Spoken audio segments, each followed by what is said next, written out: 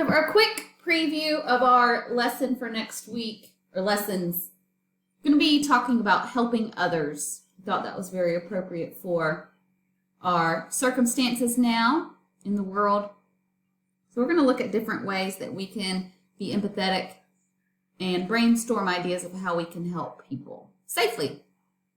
The first thing I'm going to have you do on Monday is add an inspirational quote or a positive quote to the board as you log in to class. So if you want to go ahead and be looking for a cool quote that you'd like to share, you can do that now. And these are ways that you can help others. We're going to be going over these bullet points on the board. I know that oftentimes teenagers don't have a lot of money to help, but teenagers do have strength, energy, personality, friends and classmates, and different kinds of resources like technology, teachers, school, things like that.